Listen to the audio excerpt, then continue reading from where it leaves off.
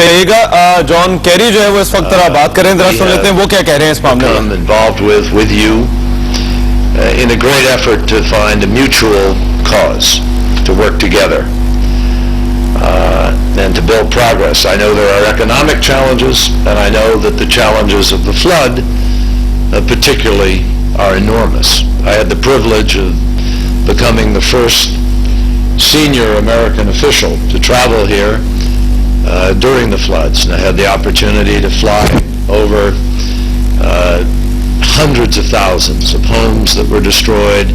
I saw people standing up on what high ground they could find. I visited several camps, and I went back to the United States and reported firsthand on the extraordinary challenge that Pakistan faced and on our responsibility to try to be helpful. I'm proud that the United States led the effort to provide assistance. We were the first and we were the largest. And so I think that we come to you with a clarity about our willingness to engage in real humanitarian people-to-people efforts. I know now there are many issues of significant concern, obviously. People need energy, health, housing. In some cases, prices have gone up on some items. And the challenges are very deep and very real. That is why, as I know you know, I took the leadership role within the United States Senate to try to change the relationship between the United States and Pakistan. What I wanted to do and what Vice President Biden, who was then a senator, wanted to do, and Senator Hagel, the three of us, came back from a very emotional moment here in Pakistan, where we got to share in Pakistan's election. And we were all deeply impressed by the emotion, by the commitment to democracy, by the extraordinary patience and devotion people exhibited just to be able to vote for their future. So I come to you today with a great appreciation for Pakistan's journey to democracy, for its efforts to honor the choices of that election and the aspirations of your people. That's why I'm here. And that's why in the Kerry-Lugar-Berman bill, we fought to create a new relationship, a relationship that is people to people, where we're building a relationship not just with the government, but with the Pakistani people. And where the Pakistani people can come to have a relationship with the American people, because that's the way our aid program is structured. And that's my dream. It's also, I might add, an effort that the late Ambassador Richard Holbrooke gave his life to, really, literally. He fought so hard to build a new relationship and a strategic dialogue and so forth. So we have many mutual interests. That's what brings me here. I'm here because in the middle of events that seem to be focusing people narrowly, we need to remember and think about the things that we care about and that we're both fighting for that are bigger. The bigger strategic interests, stability in the region, opportunity for jobs for people, the right for people not to have their lives disrupted or ended suddenly and violently by radical extremists. This is in all of our interest. And these are the bigger issues that we need to be focused on and working on. And we cannot allow one thing or another that might divide us in a small way to take away from the things that unite us in a big way. That's really what brings me here to Pakistan today. So let me just say, I know that in recent days, emotions have been very stressed by an extraordinarily unfortunate incident involving the diplomat assigned to the United States Embassy. We're all aware of that. And I want to come here today to express our deepest regret for this tragic event and to express the sorrow of the American people for the loss of life that has taken place. I know personally, and I've been through these kinds of losses, and I know the pain that the families who've lost loved ones feel. I understand that. And we share that. And we want the people here to understand the depth of our sorrow for this loss of life.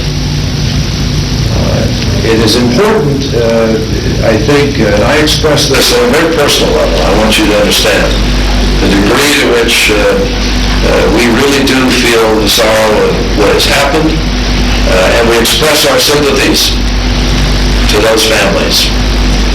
I might remind you, it happens, I just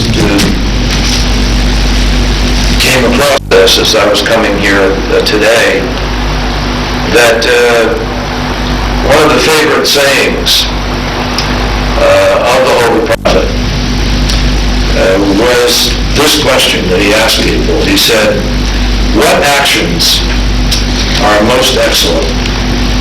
And then he talked about feeding people hungry or caring for the afflicted. But he also specifically said to lighten the sorrow of the sorrowful and to remove the wrongs of the injured. That's why I'm here today. My hope is that we can find a way forward together without politics, without getting into ideologies or other things. Let's work together as two countries who have a huge common interest, who are working towards the same goal, and find a path forward. And again, I hope we can find a spirit of cooperation which allows us to keep our efforts and our focus on the things that bring us together and that will have the greatest impact on our lives, both of us. That's my hope. I've come here to listen. I haven't come here to order anybody to do anything. I haven't come here to dictate. I've come here to listen carefully, to meet with your leaders, and to have an opportunity to find a path forward so that we can all live by the law and hopefully find a way to deal with some really urgent, pressing issues for both of our countries. On that note, let me open it up to any questions that anybody may have. Thank you, Senator. Are we getting at Senator Kerry, this is Mohit P. Tawad. I'm Director of World Affairs with Dunia Television. And first, let me extend a very warm welcome to you in Lahore in Pakistan. And we're also very glad, looking at you, that you're the chairman of the Senate Foreign Relations Committee, even though you have been presidential candidate. And we also know you as an architect of the you were one of the presidents. I'm sorry, you were one of the presidential candidates, and you have been one of the principal architects of the Kerry bill. We know you as a friend of Pakistan. So we're glad that this issue, the tensions in the last 15 days, have been taken up, and we understand that you had a discussion or a chat with President before you came here. So it has been taken up. These tensions have been taken up at the highest possible level, and you coming here represents an engagement at a very high level. So we're very glad on this.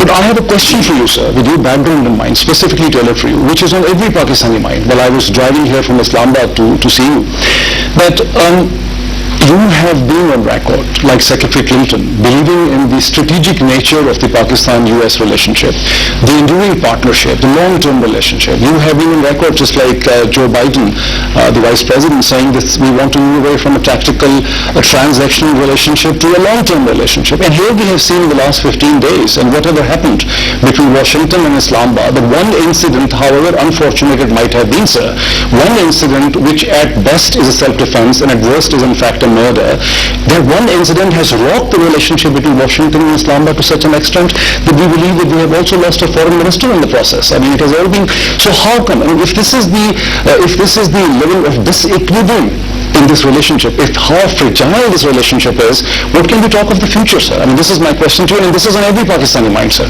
Thank you. Well, it's a legitimate question, but you know as well as I do, and the people of Pakistan know this, that sometimes politics gets in the way of common sense or even things that are reasonable. I think it's very important for us to step back. That's why I'm here. We have a very powerful trust in the law. I think you know that. And this incident is a very tragic, very unfortunate incident. Nothing that we say or do about it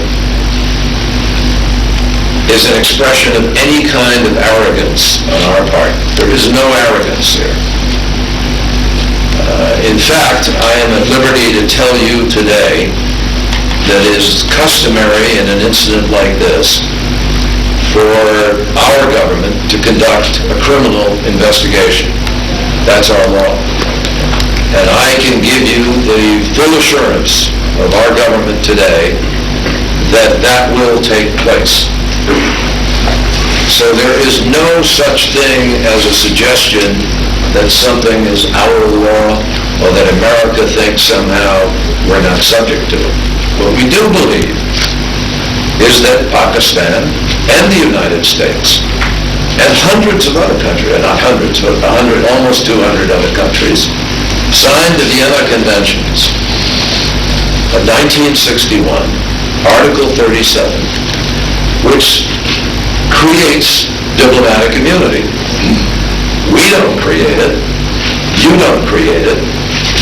The global community has created it. It doesn't mean that there's no responsibility. It doesn't mean it's, as I said, acts of arrogance can be committed and nobody is responsible, which is why I'm telling you today, our Department of Justice will conduct a criminal investigation. But that doesn't mean the law of immunity is not something we all have to respect, like it or not. And every country in the world faces this kind of question. So my point to you is simply, let's not allow this genuinely unfortunate incident, no matter what we or you or I think of it personally. We have to try to proceed forward to work at the things that make a huge difference. And that is the question of the people of Pakistan having greater stability, of our ability to be able to work together on rebuilding from the floods, creating the kind of broad atmosphere where the country understands what our intentions are, and working together on health issues, energy issues. There's a huge energy deficit. The reconstruction opportunity zones, which we want to take up in the Congress and try to pass and change the economic relationship. These are big, much bigger issues. And